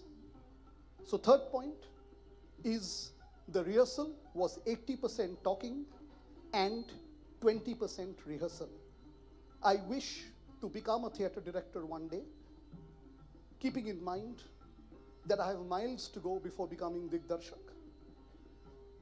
that I would do 95% of rehearsal in terms of conversation and 5% of rehearsal in terms of telling them spacecraft. I don't use the word stage. So therein comes my fundamental questions to classes 9 to 12, English teaching, Hindi teaching, French teaching, Sanskrit teaching. That when you're reading Kumar Sambhav, you're actually reading animation, because Kalidas animates a sperm, a human sperm. What is the Sanskrit teacher doing? Is he wallowing on the beauty of Kumar Sambhav? Or he is making Kalidas as modern as he can be? Or Bhartendu Harishchandra, who wrote Dullav Vijay as a translation of Merchant of Venice, sitting here in the heart of Banaras, will he be only remembered for Andhen Nagari Chaupat Raja and Bharat Durdasha and his Merchant of Venice? His intercultural endeavor between English and Hindi, will it be lost just because we want to paint Bhartendu in one canvas? And here is a brilliant man who passed away as an effect of pandemic. A remarkably young age of 3.5 decades, and what a prodigious output, including a fine translations of Merchant of Venice, now appeared in digital form, even in various websites. Fourth point, the penultimate point to make. Therefore, I have very, very fundamental outcomes in mind. I really don't care who becomes a good actor. I don't think a school production's job is that. If he's got to do acting, he'll find his way after class 12 and graduation to look for inner resonances. But is he becoming better public speaker? When I mean public speaker, I don't mean inter-school debates. I mean that essentially, will he give up so easily without debating? At any platform, at any forum, from a Banaras or a Calcutta, Delhi, Bombay, when you're almost transported to a place called DU, Madras University, Bombay University, all of a sudden in that canvas of India, and almost churnings of all young, remarkable people from across the country with their own essential dreams, where do you stand out? I think that's what Sunbeam trains for the kids, to stand out in college, having had so much of exposure in school, and therefore exposure of what kind? Which is why my larger question is, one of my heroes as educator, two educators, actually three, who are my heroes. Hero one, Kuthan, a man who looked at a school in Scotland called Gordonstoun. He headed the school after fleeing from the Nazi-invoked terror, left Germany, and while he was standing and speaking in an assembly in Gordonstoun, he looked a strange shape of the school, a kind of squarish school, but like a boxing ring, rounded at the edges. And he coined the term round square. Now, round square has 6 pillars. And one major pillar is democracy and internationalism, which doesn't really reflect in a round square conference. So beyond conference or service project, the fundamental of Kuthan's entire life has been to give people experiences. My second hero is a man who formed remarkably, he actually shaped almost 17 schools in his lifetime. One itself is very tough for a principal. His name is Frederick Gordon Pierce, F.G. Spears, who wrote 52 books on Indian mythology and legends, who managed to change the entire education system of Sri Lanka, including the Mahinda College, who went on to shape a school now called Scindia School Gwalior, who shaped a school called Rishi Valley, who shaped a school called Birla Vidya Mandir Nainital, who went on to shape even a school as far as mind far, I'm not saying body far, in Netarhat for a Bihar government at that point of time. And a small school that exists now, where he passed away after great difference of opinion with Krishnamurti, with whom he was great friends. But disrespect was never a part of the story. Disagreement, yes. A school called Blue Mountain Ooty. Pierce was probably the only recorded history Indian principal, much more than anybody in recorded history, who's probably told children fundamentally how to shape your relationship with material. What is tactility? What are the bodies doing here? How do you use material? So my philosophy is simple. Dance will not be done by dancers. Dancers will act. And first-timers will dance. If you give me 2 dancers who've danced before, fine. But I want first-timers on stage who has never been exposed to dance to walk on stage. Somebody asked Picasso, and much later Paul Klee, actually much before Paul Klee, what is art? And Paul Klee gave a lovely reply. He said, give me 1 day to think. And he thought for a day. Next day the guy asked him, what do you mean by visual art, painting? And Paul Klee said, taking a straight line for a walk. And somebody asked Pina Bausch, what is dance? And Pina Bausch said, without having known what Paul Klee said, or probably she did, Pina was a legend, she said, 1,000,000 ways of teaching people how to walk. That is dance. So the dancers have to be taught to walk on stage. I'm not concerned about the perfection of the idiom where a dance has to look picture perfect in a frame.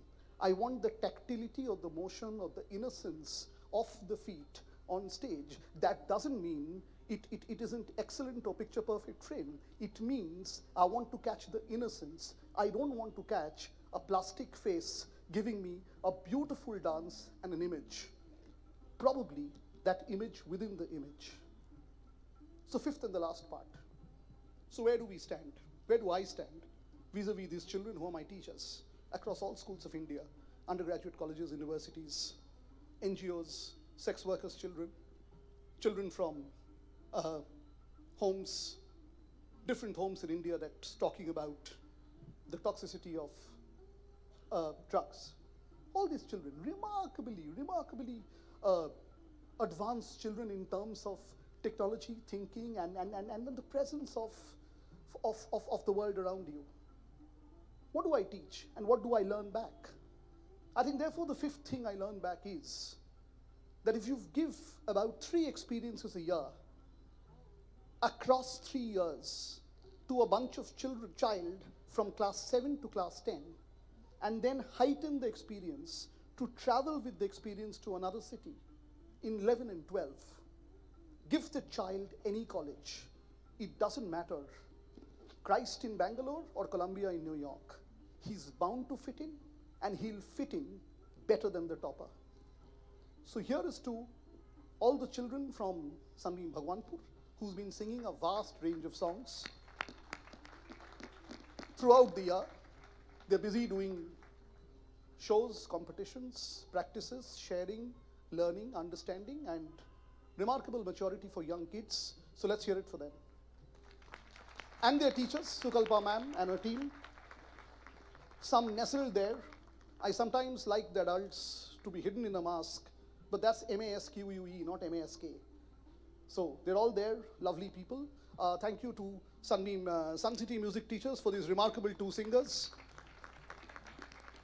Thank you, young children in the Sunbeam Gramin School, with whom I had the privilege of ensuring that all these handprints that you see, and how do you make a timeline of war, the installation that is running, it is definitely not to beautify this space.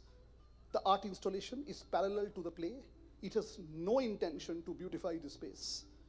Somebody who came early in the play could have actually seen back that installation. Gramin School kids, more power to your voice.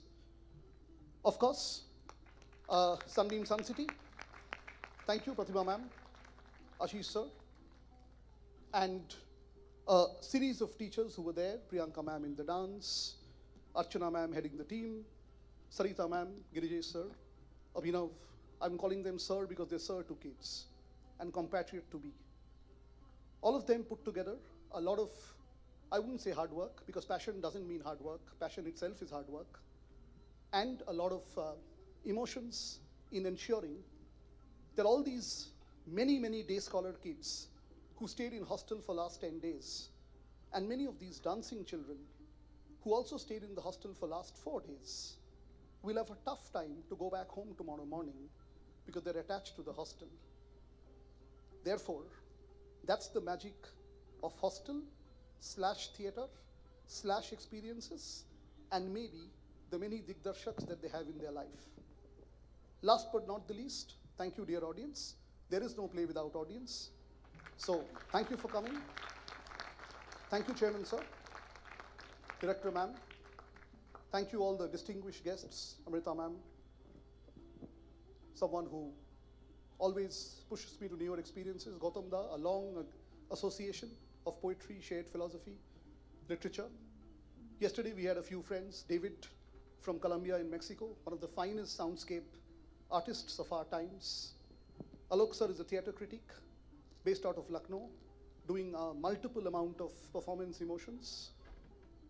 Dr. Hemlata Mohan has herself done some tremendous work in DPS Bokaro, Jharkhand Women's Commission, and she also shares a very fundamental love for this landscape, not because just she belongs here, but she seeks a Banaras in whichever professional challenges she goes across the country, because that's like the old factor.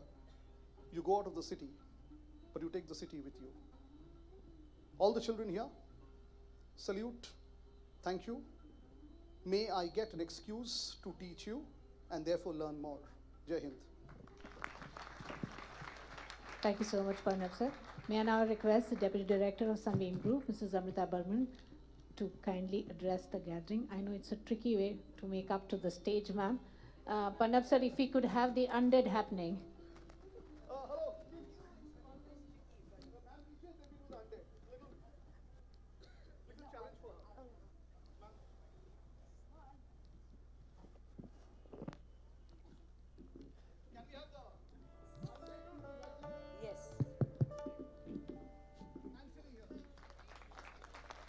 Very well done to all of them. And yes, they may rise because somehow I get a feeling of a Zinda Lash being around. So, good evening, Jai Hind. And I think it was an absolutely mesmerizing experience. I've had the good luck of working with Parnab Da, I don't know, for quite a few years now. Seen him at a lot of schools, stole him from there. And I think Sunbeam's been lucky to be able to work with him. And I think each and every child who has worked with him earlier and the ones who are working and, you know, been in touch with him now would realize the kind of impact that he leaves. In fact, I was with him this afternoon and I was telling him that you really don't realize that you touch lives. And I think that is the master teacher when you touch lives.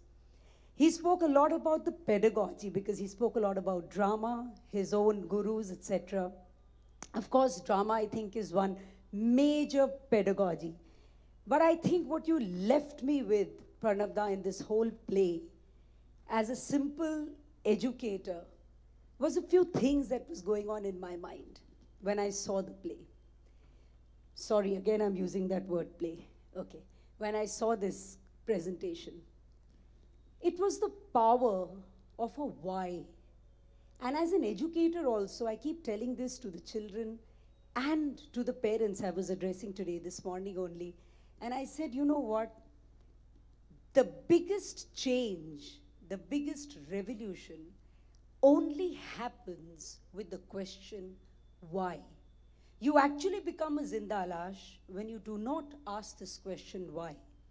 So whether it was a Gandhi that we saw today, whether it was an Ambedkar that we saw, whether it was an Ashok whom we saw, or whether it was Draupadi, a character I'm very touched by and read a lot about, it was all about the question why.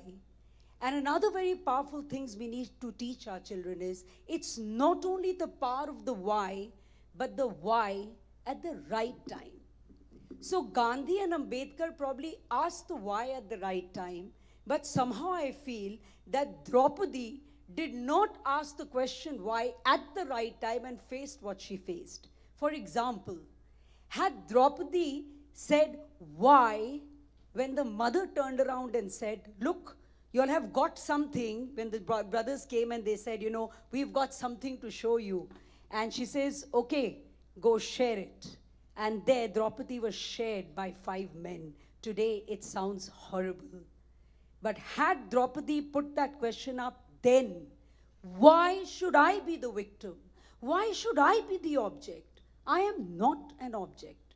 Had she asked that question, why, she would have probably not gone through because nobody would have taken her for granted. And another thing that I learned always, and I learned even again from this play is, get up to do what you have to do, not only at the right time, but do it for yourself, because every time you will not have a Krishna in your life to come to your assistance. So I think if these powerful messages as teachers and educators, we can give to our children through these presentations and in our everyday teaching and pedagogy in the classrooms, a lot is met. So thank you so much, Parnab Da, for reminding us again as teachers, every day, not only through the SST, but through a science, through an English, through whatever we teach in the class, always kindle in the child that question why, because biggest revolutions and biggest changes only come with the question why. I do want to congratulate both Sunbeam Bhagwanpur and Sunbeam Suncity. This has not been easy. Because when you leave the precincts of your school and you come somewhere outside and you do it, there's a lot of hard work. So I want to give it to each one of you all for making this possible.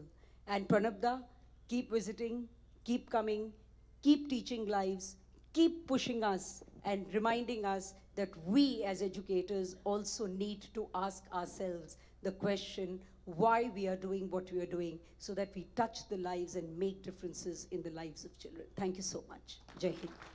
Thank you so much, Amrita ma'am. May I now request the chairman and director of the Sunbeam Group to please address.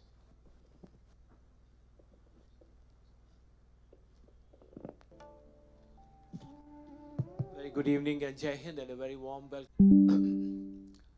Raj here with us of this wonderful place which smells of history and the bricks, Balwant Narayan Singh ji. And we are proud to have one of his great grandsons sitting here with us today. And I would want everyone to give a big hand to him for gracing this occasion and allowing us. It's almost 2 centuries later, because after the 18th century, the first time we are having a student-oriented program or a program which is talking of children. And 50 years of Sunbeam, we are talking of time here, and we are just talking about time as a river, as a map, and how time rolls on. And I can not forget the 25th anniversary celebrations of Sunbeam when we had a play called Chingari, which was based on the Sipahi Mutiny. I was telling the children here about the girl who played Rani Jhansi, and after 20 years she remembered that play, and she remembered how she went into that role. She fit that role so much that she told me after 20 years at an airport that I still dream of being on that white horse and being Rani Lakshmibai.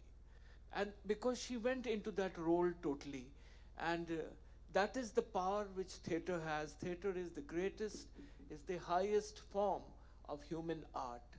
And when you change yourself into somebody else, and when you change yourself into somebody else, you can empathize, you can feel like an Ambedkar, like Gandhi. And there were so many themes today that it requires assimilation, the sweep and the span of Parnab Das. Creativity is amazing. I want everyone to please give, we have been lucky to have him with us for the past almost a decade now, or more than a decade, 12 years. And every time he brings with him, like a Santa Claus, his bag full of wonderful creative things. And today, when I encounter him, I talk to him about so many things, and we discuss books, and we almost bring about our dreams onto, and I disturb him and he disturbs me with some things like celestial time and the Big Bang, and how you can characterize all that and change them into some kind of a teaching. So this is all what we are teaching the children is not arts, it's not science, it's just knowledge. And today we were thinking about time and about how Mark Twain's Huckleberry Finn on that Mississippi River on a raft in the darkness is like drifting through time.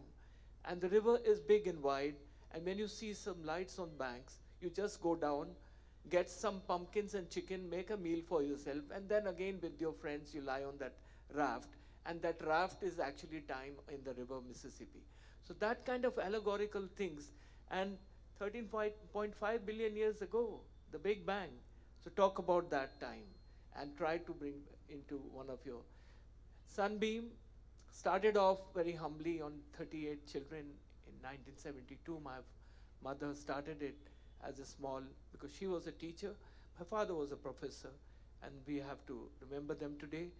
And today, Sunbeam has 32,000 students. We have 29 branches, associate schools, colleges, and we have gems of Varanasi with us as our members of staff. We have the best of the best, and we let their creativity ride all over. So I'm thankful to the parents who are here today. Thank you so much. I'm thankful to the teachers. I'm thankful to the Buddhijeevi work of Varanasi, who have taken all the trouble to come all the way to Ramnagar and witness this majestic, fantastic show done by the children. And then I cannot stop clapping for you children. You were amazing, amazing, fantastically amazing.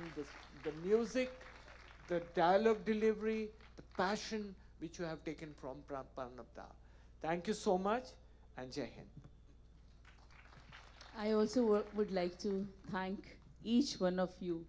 As Mr. Madhok said, Buddhijeevi, we may be handful, but yes, our energy, our passion, because there's so many to follow. When Mahatma Gandhi ji, when he started his thing, that Dandi March, he was all alone. But then how people followed him. So never think, dear children, that you are handful. And today, what you have done, what you have displayed, yes, it is passion. And you have given us hope. This lesson of humanity, which through Parnab Da and through the theater enactment or whatever, he touched so many things. There was only one message, that all of us, we have to understand our responsibility. We have to show hope in this generation next if we want change. And I'm sure, and as a director of Sunbeam, we are committed to do that. We will at Sunbeam make a difference, not only to these children, through these children to the humanity as a large. And we need people like Parnab Da and people like all of you. Thank you, dear parents. Thank you all the special guests who are here today for supporting us in this cause. Thank you, and Jai Hind. Thank you so much, ma'am. Before I ask everyone to rise for the national anthem, let me take this opportunity to place on record our